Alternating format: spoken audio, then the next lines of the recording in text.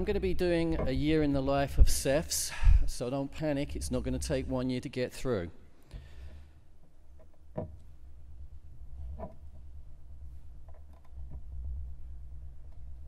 Although this button might.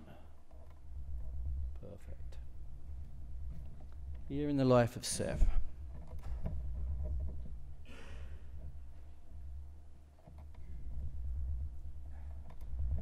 Well, I'm going to go back to the old-fashioned paper that I've got. The CFTC, as we heard, temporarily registered 17 SEFs. The SEFs went live, as we all remember, on October the 2nd, and I think we probably all remember the lead up to that more than we remember the actual launch date, which went fairly well. Trading activity going into October 2nd dropped dramatically, as I'm sure we all remember very well as too. Javelin submitted the first MAT proposal. There would be 21 temporarily registered SEFs by year end. Impartial access drew many headlines. At SefCon 4, we heard Chairman Gensler say, and for those who were there, I think we all remember this very, very well, one elevator bank, one set of rules. Javelin narrowed the scope of its MAT submission. TradeWeb, Truex, Bloomberg, and Market Access also submitted MAT determinations. Claris FT began to track and publish SEF volumes. One elevator bank, one set of rules. And on that note, I would like to introduce our first session, which is what have we learned in the first year of SEF trading. Moderator will be Kevin McPartland, Head of Market Structure and Technology at Greenwich Associates. The panelists will comprise of Sean Bernardo, CEO of TPSEF, Marisol Colasso, Managing Director and CEO of DTCC Data Repository, Jody Burns, Head of Regulation and Post-Trade Networks Financial at Thomson Reuters, and Paul Hamill, Global Head of FX Rates and Credit Execution Services, UBS. I'd like to thank all the panel for coming, and I thank you for coming too.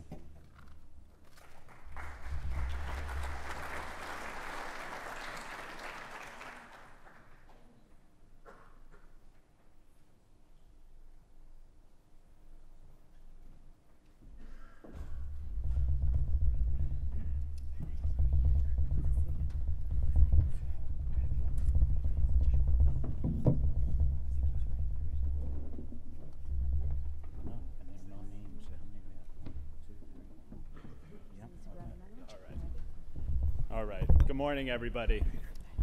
Chris is always a tough act to follow, but we'll do our best. I was thinking back to SefCon 1 as well. I think that was the first time I was in DC since I was in middle school. And I remember then thinking at SefCon 2, won't it be great when at SefCon 3 we can finally talk about trading volumes and who's been successful as opposed to all this regulatory stuff. It took until SefCon 5 to have actual data to talk about trading again and not spend the whole day talking about regulations, although I'm sure we will find ourselves back there soon enough. So with that all said, before we jump into the content, I'd like to just ask our great set of panelists to introduce themselves. And in doing that, if maybe you could talk a little bit about it, right, and we're looking back over a year, can you talk about what happened in the first year that you expected to happen? And what happened in the first year, or didn't happen in the first year, that was unexpected? And Oscar, why don't we start with you and we'll work our way down. I'll kick it off. Thanks. So my name is Oscar Rodriguez, part of the Clearing Solutions Group at LCH. So I bring a bit of a different, I guess, perspective, given the fact that representing a clearinghouse, we sort of sit towards the end of the workflow. But really from our side, what we've seen so far in the first year, it's really sort of an increase in participation from customers, right, in terms of executing on SEFs. So just to give you a little bit of flavor in terms of what we see at the clearinghouse, as of October, we're seeing something close to about 10% of our volume, of our client clearing volume, be generated or originated on a SEF. And then out of our overall volume, we're seeing sort of a trend between 25% and 30% of our overall volume month to month tends to be originated on a SEF. So sort of an increase of participation from customers in the SEF space. So at least that's what we've seen so far from a year in SEFland. Thanks. Rena Sharma, UBS. I run our Neo-SEF aggregator sales offering for the Americas. And again, coming at this from a different perspective than the rest of the panelists. Obviously, we are acting as an introducing broker in an agency trading capacity. And we believe we are insulating our clients from some of the burdens they would encounter in this new landscape with regards to legal rule books, audit and regulatory functions, etc. It's been quite an exciting year for us. We were live with our offering ahead of the MAT date, so it's been about a year now. We have about 100 clients signed up to our offering. And certainly, there have been many momentous occasions for us. Certainly, we were the first introducing broker to execute a club trade on behalf of our clients. Most recently, first max swap on a club, also on behalf of our clients on a SEF. So it's been very interesting for us. It hasn't been without its hiccups, obviously. Clearly, we anticipated that it wasn't all going to be smooth sailing, but potentially not knowing as much. We only can control within our own infrastructure so much, but this industry is still very much in flux, be it with our clients' FCM clearers, be it with the SEFs themselves still building out their infrastructure. So we still have a ways to go, but certainly I think it still remains paramount for us to bring forth greater visibility of the market to our clients, which enhances price discovery, enhances best execution practices, and we hope to continue doing that.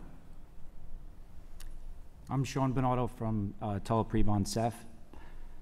I think that a lot that has happened was expected. I think that the market itself had lower volumes as expected at the start of SEF because of the uncertainty and the digestion of the rules, and it takes time for that to happen. I think that the influx or the all-to-all market that people thought we were going to see in a very, very short time frame hasn't happened yet. I think that's going to take time, and we're starting to see that evolution. I also think that the what was expected as far as the disbursement of volumes across the 24 different SEFs, I think the volumes have stayed pretty much with the incumbent SEFs or the WMBAA members as we said they would. But I think over the next year, if there is a SEFCON 6, it could be a completely different landscape. So hi, my name is Marisol Collazo. I'm the CEO for DTCC's U.S. Trade Repository. So I'm coming from a trade repository perspective. In terms of what was expected, I think, certainly echoing some of the comments made by Sean, 1 year into it, in terms of reporting, we knew there were going to be implementing challenges as SEFs were sort of new to that market structure in terms of reporting the data. But I would say, from a DTCC perspective, we worked with the SEFs, we've worked with the WMBAA quite extensively, going through process flows and understanding what the impact would be, what the data flows would look like.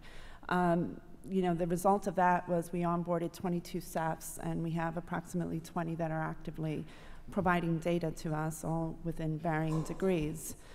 So I would say overall, the implementation 1 year in has been successful, but certainly there's still more work to do. I would say there are two key things in terms of focusing on the year ahead, or in terms of sort of things we didn't expect that we're now seeing. One is really addressing data quality, completeness, and the accuracy of the information. And it was mentioned, confirmation data, sort of completeness of the data. We really need to focus our attention there. I think the second and perhaps more important aspect of this is addressing the data flow in the process. An unfortunate outcome has been that we've seen fractured data flow, specifically where we're seeing real-time Part 43 data that's being reported to one trade repository, and that same record then being reported to another trade repository. I think that's presents a very fractured, challenging workflow in terms of the ability to reconcile, and not a positive outcome. So we would like to see more efforts around the process flow and also around the quality. Thanks. My name's Nathan Jenner. I'm the COO for Bloomberg's fixed income, currency and commodity trading business. So at Bloomberg, we operate a SEF across credit rates, FX and commodity, but we also operate an SDR for those asset classes as well. So, you know, I think we have a reasonably unique perspective from that front. I think one of the things that Chris referenced in his great intro earlier was, I mean, if you look back at the last sort of 18 months, and look at the things that this industry put in place over a relatively short period of time, everybody's clearing, FCM's alive, everybody's trading electronically from pretty much 5 to 10% to close to 70%. Everybody's reporting. That is a dramatic amount of change to happen in a space of 18 months. So I think, as Chris points out, I echo that the industry, I think, has a lot to be proud of. I think some of the things that pleasantly surprised us, especially after a reasonably slow start in October of last year, now that we're over a year in, I mean, I think this last October, we were averaging at one point over 2,000 trades a day. That's 900, participants that are trading actively on us. I don't think if you'd asked us that a year and a half ago, I'm not sure that we would have predicted that kind of flow. I think the other thing, contrary to some of the sort of narrative that we see sometimes in the press, but I think if you look at some of the other regions, whether it's Europe or whether it's Asia, and look at what they are trying to implement, to some extent, many of them are either learning from the experience in the US or trying to reflect it to some degree. And we are often pleasantly surprised at the number of foreign entities who might not be required to participate on our SEF or on any SEF, but sort of view it as a seal of quality, if you like, a place where they can trade safely under the purview of some regulation and a lot of public scrutiny. So I think those are some of the surprises that we saw. Hi, I'm Jody Burns from Thomson Reuters. I manage our SEF, which is foreign exchange SEF, trading NDFs and options. I think what hasn't surprised me is the reaction from market participants to regulation. It's ranged from resigned to allergic to downright angry.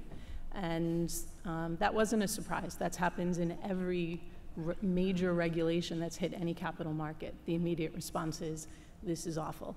And I think it's early baseball. I think that when we look back on the influence that SEFs have had in the market, we will see that they have actually introduced a lot of great change. It's very tempting a year after the SEFs launch to try to draw conclusions about how the market is right now, but I think it's ever evolving. So reiterate a lot of the comments that my fellow panelists have made, particularly Sean's point about how much time it takes for these things to fully play out, and Oscar's point about Nate's point about how much we've accomplished in the last year. The SEFs continue to set new records every month. New participants are using SEFs. In the case of FX, participants on a completely voluntary basis, which is great. So I think we have a lot to be proud of. So I agree. It is certainly tough to draw conclusions after a year, but I'm going to ask you all to draw conclusions anyway. I think, so Ren, I'm going to put you on the spot, right? As somebody who provides clients with access to any SEF they want to find liquidity that they need, sort of taking into account the volume data and everything else you know about the market, can we pick the winners and losers now? Do we know who's what? Well, just a slight correction. I mean, naturally, we would want to look into any SEF that a client would want to interact on, but as was mentioned at the top of this kind of conference, there are 24 SEFs that have been temporarily registered. We would look to connect to all viable sources of liquidity. We are not connected to 24, so we'd have to take any kind of requests with a pinch of salt. That said, can we pick the winners and losers at this stage? Well, clearly we have two SEFs on the panel right now. They're probably having a bit of a rough time. No, I'm just kidding. No, I absolutely still very, very early days. Certainly the SEFs that had any pre-SEF activity or acumen are, I guess, the front runners. They're potentially ahead of the curve. But we've seen some new entrants trying to compete on some exceptional technical innovation. And certainly we think those guys have a chance as well. I don't think there will be 24 SEFs that survive across the asset classes. It will be several, potentially. But that in itself, as I mentioned before, is good for competition. It's good for price discovery. And we intend to connect to those for our clients.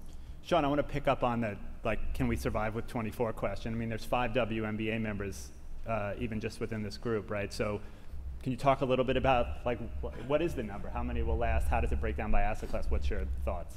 I don't think that you really need more than 2 to 3 providers per asset class, and it's not. The reason for that is there really isn't enough liquidity to go around in these products. As the liquidity grows, could there be new entrants into the marketplace? There could, but the reason why it stayed currently the way it is the fact that we are providing liquidity to the marketplace, and there isn't, again, in times of low volatility, there isn't enough liquidity to go around to 24 SEFs. I think in high volatility, the accounts are going to go to where the liquidity is. So as a provider or connecting to a SEF, they're not going to look to go to some ancillary SEF who's doing no business because they're charging $3 a transaction. It's the liquidity that's going to drive that. So, and then in thinking about winners and losers, last year at SEFCON, the CFTC made it clear to us that D2D and D2C no longer technically exist, right? And there was some wrist slapping that went on, and then we all moved on. So, is that true? Has that changed the market? Maybe Jody, I'll start. You can start us off on that one. Sure. Yeah, I mean, I think that if we look at what the CFTC was regulating before Dodd-Frank, it was futures exchanges, right? That's a model they're comfortable with. So a distinction between a D2D and a D2C market is a bit strange because they look at the world through an exchange model. And in exchange models, that distinction doesn't exist. Everyone is a liquidity provider and a taker. That's not really where the swaps market started. It's not where it is now. I think that there are some things that need to change in our derivatives markets in order for this truly to become an all-to-all market.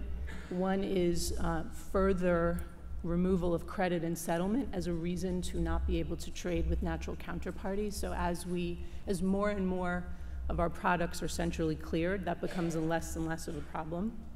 I also think the other change that needs to happen is greater standardization of products.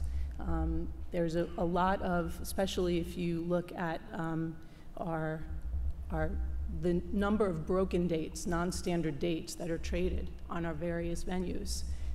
It's hard to find natural counterparties. You're always going to need liquidity providers. And so when the market becomes more standard, I think we'll see more and more introduction of buy-side providing liquidity instead of taking liquidity. But that's a very long evolution in the markets that needs to happen. I think Jody raised some good points, but there are some significant differences in this market, right? So structurally and in terms of size, for example, if you look at the equities market, that trades in the region of many million times a day. If you look at the futures market, the 5-year Treasury future, I think trades in the order of around 250,000 times a day. If you look at the 10-year swap, that probably trades around 300 times a day. If you look at the on-the-run CDX, probably 400 or 500 times a day. So that's a significant order of magnitude difference.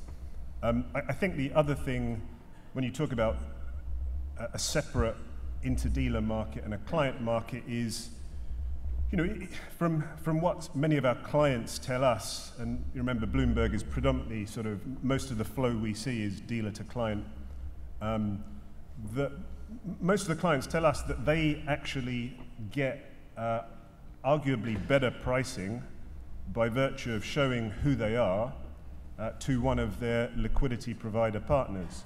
And arguably they get a better price than they would get in an anonymous interdealer market. So that seems to be one of the drivers that's driving this. And I think the second thing is the only reason the swaps market even evolved, and especially on the rate side, is to offer much more flexibility. The swaps market, people might focus on the liquid points, but the liquid points only exist because there is a customized swap on the other end of it that meets a very specific hedging requirement. That will be different on the credit side, but on the rate side, that's very much the case. Brandon, you want to add something there? I would say that it suits Nathan to suggest that most of their clients get better pricing via named give up. And that may be the status quo. However, with continual capital constraints coming into play, we have heard from our clients that some dealers have been widening the spreads on them via RFQ. And as such, we tend to think that that will remain. However, there will be an increased likelihood of club trading.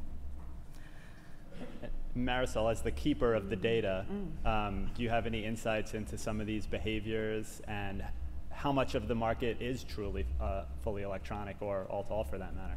Yeah. So, as I mentioned earlier, we have approximately 20 SEFs who have been reporting to DTCC. We've seen some interesting patterns, particularly in credit and interest rates. Of new trades executed, essentially 40% of the activity is coming through the SEFs. In FX, we're seeing 16%. In equities and commodities, we really haven't seen a strong pickup. Of the SEF activity that's being, of the SEF activity in terms of what's being cleared, interest rates is by far the front runner there, where we have 45% of the data that we see is both SEF executed and cleared. And in credit, we have 25% of the data that's SEF executed and cleared. So what I would say is credit and interest rates are certainly leading the path, certainly interest rates first, followed by credit. So I think, that certainly in terms of increase or momentum, that's coming through. And there is a concentration to, I would echo, 5 or 6 cross-asset class SEFs that are really contributing to that volume. So we'll continue to watch the trend, but I think it's an interesting outcome. So if I could just add a couple of points to that. So, I think to clarify some of the numbers and stuff that are out there, I mean, I think there was a chart earlier about the volume, going through SEFs. I mean, to sort of be clear, I mean, when you trade in a IDB market, much of that flow is still voice. I don't think anyone's disputing that. You're trading interest rate products that many times don't trade electronically that much. You're trading them over the phone, business as usual, and putting a post-trade ticket in afterwards. I think the comment around the development of the order book. I mean, in the last, I think about 6 weeks ago, we've always, by regulatory mandate, we've always had an order book. It didn't see much flow until probably about 6 weeks ago. And on the credit side, I mean, even doing something as simple as putting our order book next to where eyes currently are today on the credit side, which is our all-queue screen, we saw in a relatively short space of time, a matter of weeks, we've seen a significant increase in order book trading, but very specifically on the credit side. We've done the same on the rate side. We haven't seen that pick up. So, from Bloomberg's perspective, we're very happy. Whatever method people are choosing, we're just reacting to what some of our customers are pushing us for. Sean, you want to talk a little bit about the traditional interdealer market? Well, I don't think that the regulation is going to force a market to go to a central limit order book. And we need to provide multiple means of access or multiple means of execution for our client base. So if that is voice RFQ, we can provide that. If it's a central limit order book, we provide that. It really depends upon the product, how it's going to trade, And again, it does go back to the liquidity and how often that market does trade. So in a high frequency environment, and use the US Treasury market, it's 99% electronic in on-the-run treasuries. But in swaps, it is bespoke, as Jody said, for the most part. So you do need that voice component to arrange transactions that aren't in a standardized product. In a standardized product, could it trade on a central limit order book? Absolutely, but it's going to be at client demand, not because of the regulation. Oscar, from your perspective at the clearinghouse, are there any infrastructure limitations, clearing limitations to order book trading, anonymous trading, sort of a move in that direction? Not from our perspective, obviously. The trades come in as normal transactions, so to us it's sort of unknown whether the trade got executed electronically on a CLOB or RFQ or through voice. So, so from that perspective, no. And I think, you know, Raina mentioned earlier sort of a bit about, well, you know, obviously it's too early to tell who the winner is, and certainly there's going to be some providers that will provide some post-trade services that actually benefit a lot of the, you know, client base that are trading actively on SEFs. So that's something to look out as well in terms of the impact of execution on SEFs. So why haven't the markets gone all to all? The clients not want to trade with each other? Did the dealers slow that down? I mean, why not? What's the reason? I can take that one. Sure. I think there are a few catalysts that remain. Nathan mentioned that they have an order book that hasn't seen much activity in the rate space. We'd love to connect to that order book, Nathan, but I think that there are some impartial access issues there. So there's probably some enforcement and better guidelines on impartial access that still need to be put forth before, you know, we have full spectrum of order book trading. Better clarity and then potentially enforcement of anonymity rules around central limit order books. We have many clients that are sitting on the sidelines with regards to trading on some of the larger, I would say, SEFs, because they still maintain post-trade name give up for central limit order book trading. So I also think that potentially there's been lots of talk about new entrants, new participants in this space, potentially electronic market makers and other asset classes that are now seeing an opportunity here to tighten the spread. I think that will also be a catalyst and a driver for more clients interacting on clubs. So there's a few things still that still need to happen, but I think that certainly in the next 3 to 6 months we're going to see that come into play. So my name keeps coming up often, so I guess I better respond. So, you know, a couple of points there. So, first of all, if anybody in this room, anybody outside this room, wants access to Bloomberg's order book via an API, the API has around, contact me, contact Joe Garino. There's a number of Bloomberg people here. There's a charging model associated with that, so, you know, and that applies to you as well, Rana. Thanks. I think the second point, you know, just to clarify, at least our order book, but our order book is anonymous post-execution. I don't know how you can really operate an effective order book without doing that piece. So I mean, despite all of the nuanced details, I would think that if clients wanted it and thought they were getting better pricing that way, they would do it, right? And they haven't. So, I mean, is it really about the clients asking for it or pushing for it or seeing the economic improvement? Or? I think it is. I think it is about the clients, because the easier move is for a bank to move to order book, trading with other banks, with other peers, right?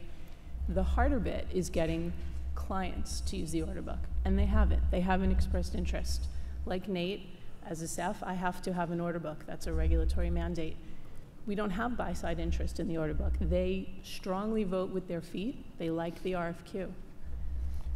So, in an order book, though, we have to keep in mind that on Unemployment Friday at 8/29, if that client comes into a central limit order book that has a market that's this wide, they're not going to get the liquidity that they get from the dealer at 8/29. They will give them a price at the bid or at the offer, and it will trade there on size.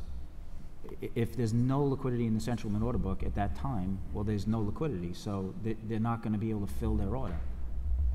You know, I'm sorry. No, I was going to say, I can totally appreciate that. Much of the market still has a human element. So as you're saying, Monday mornings, Friday mornings, there potentially is a lack of liquidity. You're seeing wide spreads and whatnot.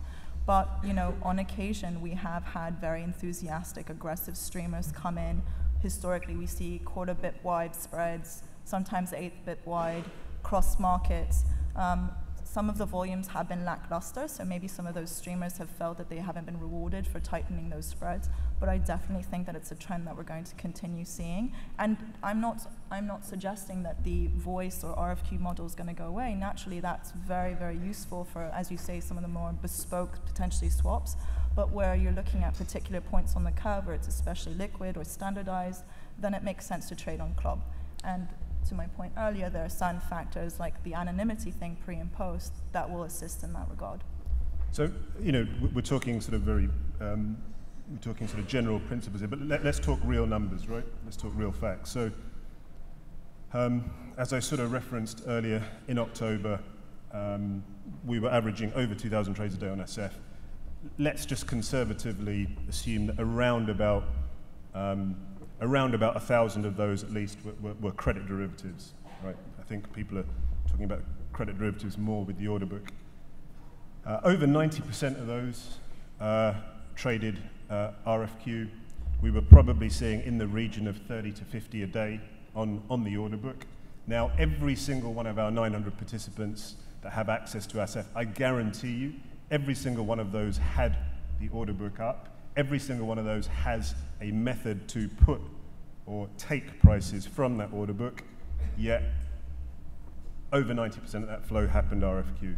I mean, I don't want to surmise what the reasons for that are. I think we've done a lot on the panel, but those are the facts as we see them today. So one thing, this has left me wondering, right? I think the industry as a whole has been lucky that the first year of SEF trading has been pretty dead, right? Volumes, as you said, are lackluster. Volatility is pretty much non-existent. Rates are still at zero. There's been really nothing going on, which has allowed the infrastructure to get in place and everyone to test the pipes, which is good. So what happens when that all ends? Because it's going to end eventually. Do people, are clients unsure of what's going on, so they pick up the phone and go back to the old way? Do they sort of go full into SEF and electronic trading because they can't get the dealers on the phone because things are so busy? Or is it all order book because that's where the price is and the only place you can get the volume done? So what happens when this slow cycle ends? Do people go more electronic and go all in, or do they back up because they're not sure what to do? And I'll sort of open that up to everybody. And it's obviously, we're guessing, of course. I think it depends on the product. I think each product will evolve differently. As time goes on, you'll see in the credit space if indices and when the SEC rules come out for single name CDS, if more people start to trade in those product areas, I think, again, higher trading volumes lend themselves to electronic trading. If it's not going to trade 3,000 times in a day, you're probably going to have a voice component to that product.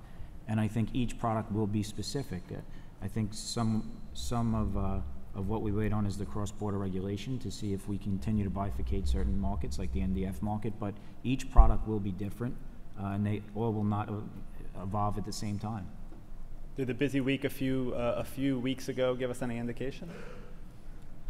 Well, I mean, you know, there was an ISDA survey about I think about 3 or 4 weeks ago that answered some of that. I mean, the rates market as of about July was apparently 50% of it was trading over a SEF. So if you look at all of the flow in the SDR, 50% of that was trading on a SEF. If you look at the credit market, over 70% was trading on a SEF. So all of the credit derivatives being traded, 70% of those were coming through SEFs.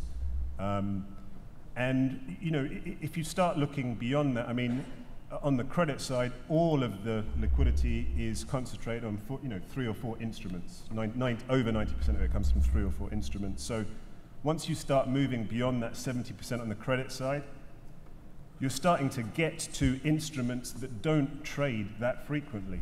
And I think on the credit side, on the rate side, you see a slightly lower number because there is a lot more customization available with an interest rate swap. On an index credit, you can't change anything about it. You can't change the fixed rate, you can't change the start date. you can barely call it an OTC instrument. On the rate side, you can change all of those criteria, which very quickly make it a non-MAT product and arguably a non-liquid product. If you trade a swap today, tomorrow that is an illiquid swap. That's very different than the equity market, the treasury future market, or indeed the index CDS market. Yeah, the only thing I would say is on the credit side, it is the index market, right? So as the single names come in, and we haven't seen yet the regulations from the SAFs, it'll be interesting to see if the liquidity is there on that side. I think you'll likely find more of that on single names that are part of the indices, but there's still another significant portion of the credit market that hasn't come in yet into play. But as I said earlier, in terms of what we've seen a year to date, I do think interest rates, in terms of 40%, throughout the year, and more recently 50% from the ISA survey, it shows that there certainly has been take up. I do agree that in terms of product, the scale in interest rates is pretty far and wide. So you are going to have customization. You'll certainly have sort of a healthy cleared and uncleared market there, as well as electronically traded. So I think the numbers will grow, but it's going to have to grow in terms of, if it's standard, if it's customized, and if there's liquidity. Having said that, not all asset classes are equal, and the market structure and the liquidity is very different when you start to look at, say, FX, equities, and commodities. So they're not all going to go at the same pace. Right. I mean, to add to Nate's stats for FX, 25% of the FX volume is trading on SAFs, right? Why is that lower? Well, the biggest reason, there's no clearing or trading mandate, right? There's no regulatory impetus to move that trading to SAFs. That's been a big game changer for rates and credit. So one last point to talk about, then we'll open up for a few questions. One of the other things that we've talked about for years has been that clearing and SEFs would allow new market participants to come in, new investors, new liquidity providers. Has that materialized yet? Are we seeing that start to happen now? I don't think we're seeing that just yet. I don't think, again, by law we have to have, or we do provide open access to anybody who would like to connect directly to the SEF, but I don't think that that's happened yet. Now, that could be because those particular clients are being serviced properly by the existing dealer community, and they are content with the service that they're getting. They're content with the liquidity that they're getting. But I guess in time, we'll see how that shakes out. But it hasn't, in my opinion, happened yet. Rena, what about you from a client perspective? No, we certainly have seen interest, and it's very interesting with regards to kind of when we initially started marketing our SEF aggregator offering. Obviously it was much more on the kind of real money manager side, your global macro, and it's definitely seen a shift towards more of your portfolio, your prop trading groups, your new entrants in terms of electronic market makers, and potentially a lot of them are still in an exploratory phase, looking at kind of how they're going to do some backtest their strategies, etc. But I mean, we've already had some very large kind of prop trading groups in the press document themselves as being new participants in this space. So I think we're going to continue to see that trend. I would agree with Rana too. I mean, from our perspective, we certainly have seen, those folks reach out to us, out of nowhere, really trying to understand the marketplace, how it's cleared, and sort of the operational aspects of clearing. So certainly it's sort of in the explanatory phase, but there's interest and sort of waiting on the sidelines. Yeah, I agree with Sean. We're not seeing a lot of new market participants. What we're seeing are a lot of new vendors getting into the space. Totally different story. We've definitely seen sovereign wealth funds as reasonably new entrants into the market. I mean, many of them traded these instruments perhaps a little bit, but I think for many of them, their sort of due diligence, they feel safer about it on a SEF, so we've definitely seen a growth there. We've seen a growth in some corporate activity. Corporates were a group that didn't trade, at least on us electronically, that much. and we're seeing much more corporate activity, partially corporate treasurers. And we also are seeing real money. We've always had real money on our platform, but there was definitely a group of real money that preferred to keep it on the phone, and we're seeing much of that real money, much of those real money funds now trade electronically on our SEF. So we've definitely seen new participants. I don't know if your question was more about the liquidity provision side.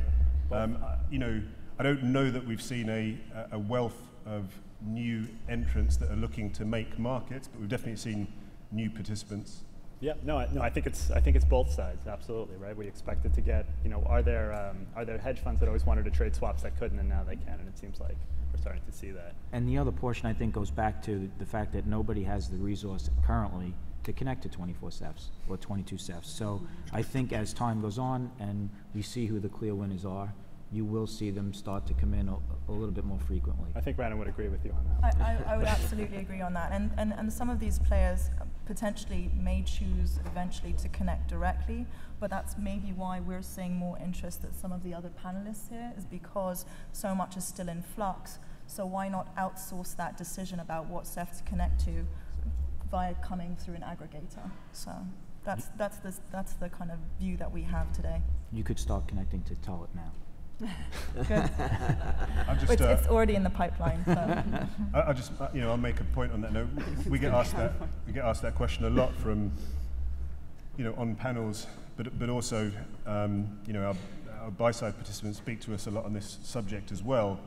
And I think Chris, referenced this earlier, but again, the market is slightly different in the OTC markets. When you look at the liquidity pool that's out there, let's take the rates market, let's take the FX market. It is a specific set of participants that make liquidity, 9 to 5. There may be 15 or so on the credit side. There may be 25, 30 on the rate side. There may be somewhere in the middle in FX. But that's the pool that provide liquidity. If you look at TradeWeb, if you look at Bloomberg, if you look at market access, in the specific asset classes that those SEFs operate in, we all have that full set of liquidity.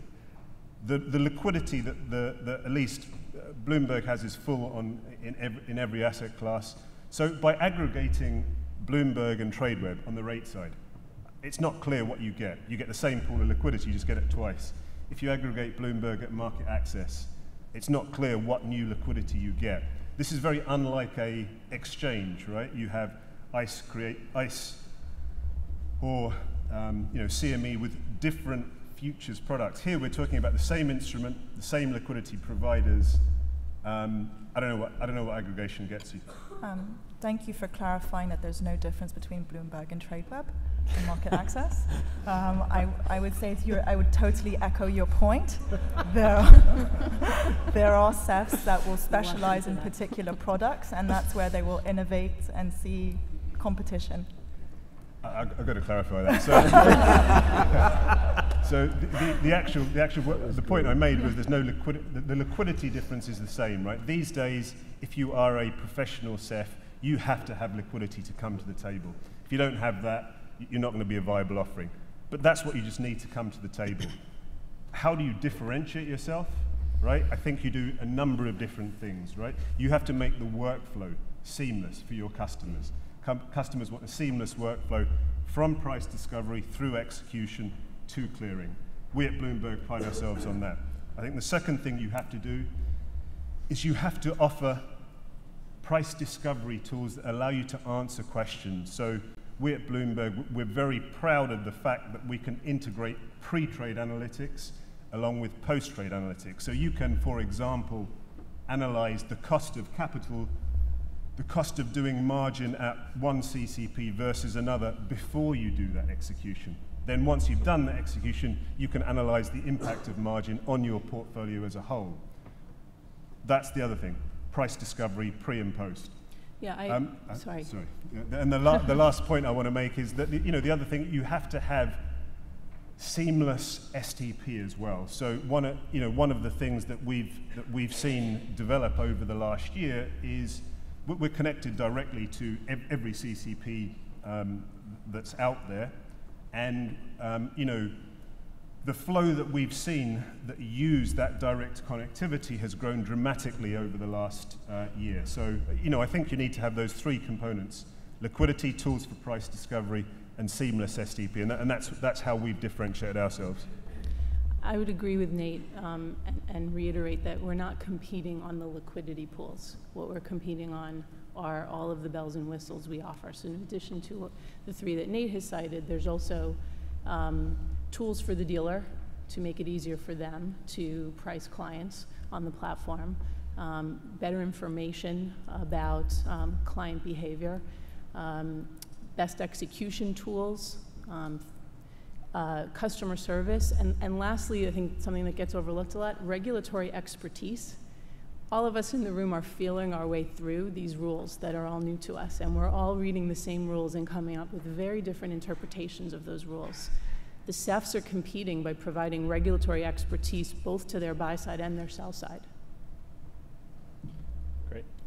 So a few minutes for questions. Does anybody have any questions? There's a mic up front. Just right. Mic on? Hello.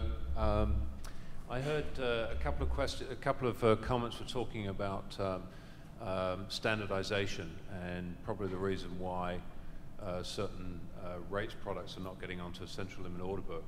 Would you have an opinion at all about the take-up of a standardized product such as a max swap getting onto a central limit order book and increasing the the take-up of clubs in general at the expense of RFQ? Who's that to, Henry? Well, I was going to direct it at Nate, but he's, we've heard so much from him. But sure, I can start with you if you like, Sean. Look, we're happy to list new products or standardized products on the platform, and if it trades, that's terrific. But again, there has to be a demand from the client base for that. I think to date, it's really been a dealer-to-client product. It really hasn't traded in the inter-dealer space. We're happy for it too, because we're always happy to add new product to the screen. But we, again, like CME and ICE, I'm sure they have thousands of products that they list that just don't trade. For us to list a product on the screen and not have it trade doesn't necessarily make sense. But again, I think over time you will see max swaps probably trade in the inter-dealer space, but it will take time, and you'll need liquidity in that product, possibly provided by the buy-side customer base that trades it now. What about you, Nate? I mean, I see that RFQ is a very big part of your offering. Do you see that the max swaps are going to dilute the take-up of RFQ? It's definitely a strong candidate. So, if you look at the evolution of products moving on to from voice to RFQ to an order book, a few things have to happen first, and that and a couple of those things are full liquidity. We're probably there, but the other very important thing is standardization has to happen before something goes onto an order book, and MAC is exactly that for rate derivatives. MAC is doing for rate swaps what sort of people remember, Big Bang and SNAC, things like that. It's doing that for rate derivatives, similar to what happened in the credit market 5 or 10 years ago. So that's the first step, standardization. It sort of only really became popular in the last year or two. We're definitely seeing a strong growth, but you're absolutely right. I mean, that's a great candidate for order book trading on the rate side. So, I think that's in pole position, yeah. Great. Not unrelated, we've seen an increased amount of futurization of certain standardized swap products. What's been the impact of that on SEF trading, and what do you think the future holds in that space?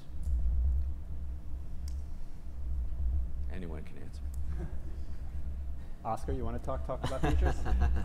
I'll definitely give it a shot. I mean, from our perspective, we continue to see a significant increase in terms of our volume. So it's difficult to say. We haven't seen that impact in terms of volume leaving away from, the regular sort of, standard swap, customized swaps into more feature-like products. I don't know if you guys have seen anything from your client base or. No, we haven't really. I mean, futurization of swaps was one of those boogeymen that we were worried about last year. It hasn't really played out as much as I thought. And I think just to beat a dead horse, it comes down to the lack of true standardization in the swaps market. Only the most standard of the products can actually move over to a futures model, and that's not, the FX market just isn't there. There are some products, limited instruments that are that standard, but it's not big enough to really make much of a difference and move a needle. So I'll add one thing to that, if it's okay. I think one of the biggest comparisons has always been about the margin, right, for swaps and futures is lower. But from our conversations, there's so much cash in the system that nobody really cares all that much about posting more IM, right? So it hasn't been a big deal yet. But like everything else cyclical, that won't last forever. And FX could get more interesting than even rates if NDFs are ever mandated for clearing, right? Because they are pretty future-like. If you take away the customization aspect of NDFs, they pretty much look like FX futures. So I think I'll leave it as it's still early. It's been a long time, and it didn't happen last year, but it's still early in that discussion as well. We had one question emailed in. It wasn't directed at anyone in particular, but why do you think the voice has persisted in this market? Voice persists in practically every market. I mean, and again, we can go back to treasuries, which I referenced before. On-the-run treasuries trades 99% electronic. We still have a fair amount of voice broking going on in off-the-run treasuries. So I think you will have voice brokers forever. You just will. They don't go away. They morph themselves into, as the products morph, they morph with them, and you're always going to have people that want to speak to people. As we spoke about the high volatility that we saw 2 or 3 weeks ago, it was like times of old where the phones never stopped ringing. And when the market fluctuates that much and moves that much, people are somewhat hesitant to put prices in the screen, especially in products that are less liquid, because they don't want to get picked off. The broker is there to help. He's there to find that liquidity, to source the liquidity, to get them the best execution. And an electronic trading platform, although I do run the electronic trading business as well, it doesn't provide that service. And we've seen that in other markets, right? Even in US equities, that's looked at as so electronic, over half of the dollar volume trade, it still goes through a sales trader, right? So people still like to talk to someone, and that, you're right, I think that won't change. And also, I mean, the rules explicitly allow voice trading, right? If you're a IDB, then one of your trading methods is voice, and that's okay. And that's right, that's a differentiator. Great. Probably have time for one more question. Someone all the way in the corner, maybe, so you have to walk all the way there. Just kidding. One more? There you go. We haven't heard any speculation on mandatory trading. So I guess my question would have 2 parts. Jody, you did point out that we would probably see more trading on SEFs if more were mandated to trade there. So what do people think of this? Anybody can answer this one. What's the next shoe to drop, and who drops it? But the related question would be, since products could trade on SEF, whether or not they're required to, what does it tell you that the non-required products aren't going to SEFs? Maybe the chairman will tell us right before lunch today. So I'm happy to take that first. So the shoe that I'm praying to all gods will drop is a clearing mandate for FX. That's the one thing that I guess surprised me, to go back to the very first question you asked us, Kevin. It's a year later and we're still waiting for a clearing mandate in FX. I didn't think it would take this long. To answer your second question, I'd actually flip it. I'm positive on the fact that our SEF has thrived given that there was no mandate to use the SEF. So we've got 200 participants on our SEF who are using it on a completely voluntary basis. The volumes are growing every month. the liquidity is as good on the SEF as it is on the non-SEF side of the platform that we operate. So I'm actually pleasantly surprised, and I think some of that is just driven by an acknowledgement that this is where the markets are going. So get on the train. Has footnote 88 turned out to be a blessing in disguise?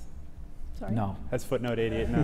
No, never. We'll never Let's say prepare- that on the record. I thought I was. Let's prepare for 20-odd products and then make it 700. And you have to be ready in 3 months. That was fair. Very fair. Is Gary here today?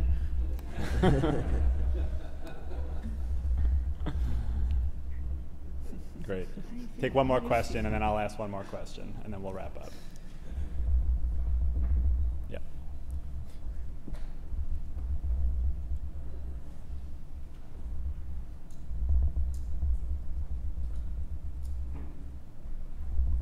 Thank you.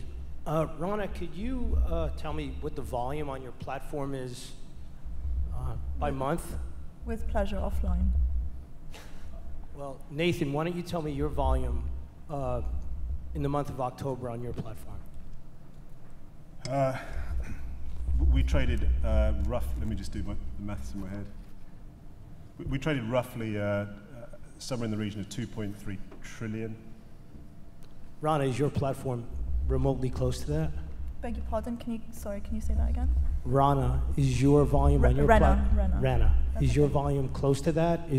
What I'm really trying to discover is, talked about the idea of the value of a dealer providing unique prices to a customer. Right. And your platform, you're saying that you have unique customers that are coming to you to try to create a more all-to-all or fair platform. So I'm just trying to determine the value of... Yeah, absolutely. Thank you for that question. So the value in our platform is insulating them from the legal and regulatory aspects that they would be subject to if they were going to connect to multiple different SEFs. Each time they do so, they, as you know, have to sign legal rule books that are 100 pages in length, and then they are subject to regulatory requirements like 1.35 in terms of record keeping, which many of our clients don't have the resource nor manpower to take care of. So separate to those, putting that to one side, which is, I think, a huge value to our clients, we also offer them greater visibility of the market than just connecting to maybe a bespoke incumbent dealer-to-client platform that they might be used to. So if we look at, for example, on the interest rate swap side, they could indirectly access 10 to 12 SEFs through an introducing broker model like ours. And as we saw at the top as well, most of the liquidity is fragmented across 6 or 7 different players. So I think that's the value there. To compare the volumes that we see through our aggregator versus a Bloomberg SEF, I think would be currently unfair at this point. I'd just like to pick up on that point, Rana, about the legal and regulatory aspect. I actually think it's kind of a myth amongst the buy side that if they don't sign the SEF paperwork and they don't sign the paperwork that says they've read the rulebook and they abide by it, they don't actually have to follow the rules. In fact, that's not the case, and the CFTC has recently come out and clarified their view that clients who are sponsored on a SEF by another party are not exempt from any of the SEF obligations. I would agree with you. I think there is a distinction between an introducing broker model versus sponsored access, whereby in the latter, they are potentially not exempt from some of the rules and regulations of that particular SEF. But it is our view and our legal view that they are insulated from the majority of that, because UBS in the case is the direct member and the participant on a SEF versus our end client. I agree with Jody. I think you'd have to be crazy to outsource your legal and regulatory risk of trading to a third-party technology. And our clients are not Bloomberg. doing that at all. We don't advise them in the legal nor regulatory side. That they come to that view on their own, and we have over 100 clients that are now signed up and live with us, so they would potentially disagree with you. Great. So we'll wrap it up with just one more speculative question for next year. What do we expect to see in 2015? What's going to be like the big change, the big event to look at in 2015? We'll just go down the line. I mean, from a clearinghouse perspective, obviously we'll expect to see continue increase in volumes on SEFs. To touch on Nate's point earlier, I think sort of you have your customer base really focused next year in terms of how do you clear more efficiently. So trades that you're executing on SEFs, how do you make that workflow cleaner and more STP flow? In addition to that, how do you make the unwind process a lot more cleaner, a lot more efficient? And that's something that as a clearinghouse we're working together with the SEFs to bring up to our client base. We touched upon this, I believe also Jody mentioned it. We think NDFs will certainly come into play, so that's going to be a big focus for us and our clients. We think that there's going to be greater clarity and potentially enforcement of impartial access rules and trade anonymity. And also I think just further build out of infrastructure, and we talked about STP kind of processes and whatnot. I think that's also going to be a focus. I think we're hopeful that the volumes continue to increase and we have some volatility in the market. I hope we have less footnotes with the SEC rules if they come out in 2015. And I think you'll probably see some consolidation in the market amongst the SEFs. So as one of the non-SEFs here, as the SDR, our focus is going to be on really improving the data quality and the completeness of the data, and addressing the market structure, as I mentioned earlier, in terms of data flow and ensuring that there's not only transparency or STP on the SEF to the SDR, but that there's full data set where the CFTC can see all the data from one trade in one SDR.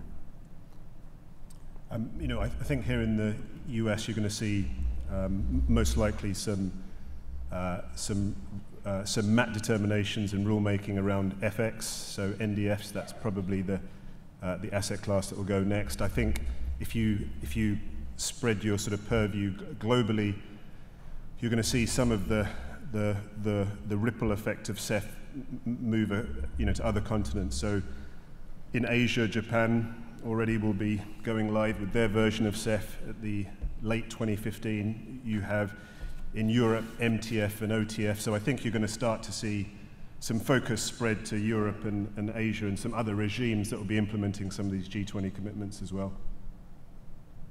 So the thing about going last is all my great predictions have been taken. So I'll add two new ones. I think that cross-border cooperation is something that we'll see more of in 2015. That has been a particular focus of Chairman Masad, and I am encouraged at that change in view. I think Gensler didn't make a lot of friends during his tenure overseas. So that lack of cross-border cooperation is a blocker in some of the market structure changes that we want to see. So I'm hopeful to see more of that. And the other prediction I'll make, I'm willing to go on record on this, is 300 new no-action letters from the CFTC. Great. Let's thank our panel for a really great discussion this morning.